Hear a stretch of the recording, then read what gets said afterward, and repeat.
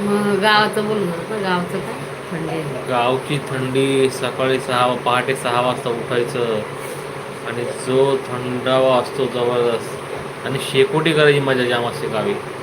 थंडीमध्ये शेकोटी करता. आणि माहिती तुम्हाला बटाटे पण टाकते ना शेकोटीमध्ये. बटाटे हा. आई लोग जाना की बात करती यार. कुछ समझाओ नाही. इसको. अरे हा, ते शेकोटीमध्ये ना आम्ही बटाटे टाकतो. शेकोटी बोलते ते बटाटे टाकतात. अरे का भाजी बनवायची आहे?